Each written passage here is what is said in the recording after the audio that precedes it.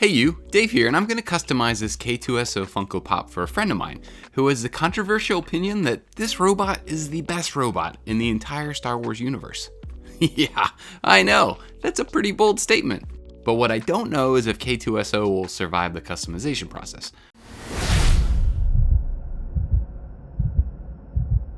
Not just trying to fit the LEDs, wires, battery, and button completely into the head, but also drilling all the holes in his joints so they'll be open, just like in the movie. Plus, I'm completely out of Wheaties. What? So yeah, a few new challenges to figure out.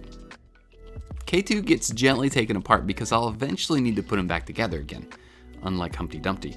And since the eye holes need to be precise, the head gets clamped into place and then drill bits of increasing size get used to open them up until I can fit the Dremel in.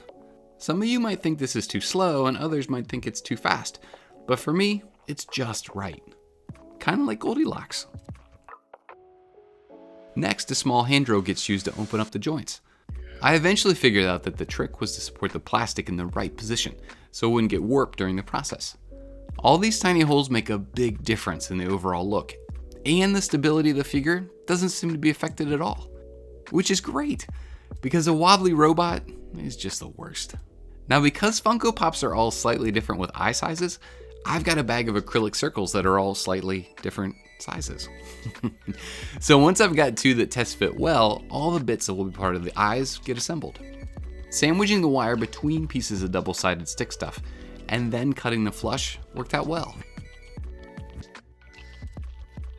With everything fitting together, the tiny LEDs got wired, and then installed with hot glue. The electrical tape serves as light blocking, so the only place the light is coming out is through the eyes, and the aluminum tape helps increase brightness. The spring inside the head needed to be replaced, so there would be more room for all the new electrical stuff. The part of the spring used to connect the inside of the head got drilled so a plastic tube could be friction fit into it that will be connected to a larger tube that has a friction fit with the neck. This worked out way better than expected. Now, it'll just eventually need to be cut to the right length. Although a K-2SO giraffe could be fun. Unstable, but fun. The buttonhole in the back of the head gets made, and then it's time to start connecting everything with solder and locking it in place with hot glue. This takes a little while because the hot glue needs time to completely dry before moving on to the next part. But I've rushed builds before and screwed them up and then had to do everything over again, which ends up taking a lot longer. So going slow, but only having to do it once is worth it for me. The tubing gets cut to size and K-2SO looks good. Since K2 was originally an Empire droid and then turned into a Rebel droid, what if I made him an illuminated base that was Empire on one side and Rebel on the other? So after a little bit of time with a vector-based computer program and just a few minutes with a laser cutter at the local library makerspace, the double-sided base build begins. There's more layers and parts, but it's still the same idea as the base build that I covered in detail in the Megatron episode. So if you want to know more or watch an Energon cube get built, check it out.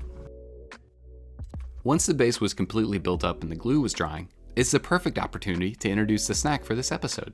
This is Walker's Pure Butter Shortbread.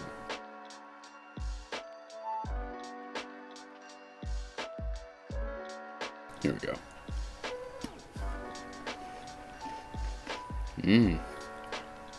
Pretty good. It tastes better the longer I chew. That first bite was good, but the longer I eat it, the better it's like it builds. So every bite becomes better. If the last bite is the best, it's also the worst because it's the last. Man, this snack is a quandary. With the glue dry, all the base levels need to be made flush with each other, and the disc sander makes quick work of it. Did a few coats of black paint, and while that dried, some tiny magnets got installed in both feet. Last things to do were glue in the final acrylic, attach the button hat to the base trigger, turn on both power buttons, and now it's fog machine time.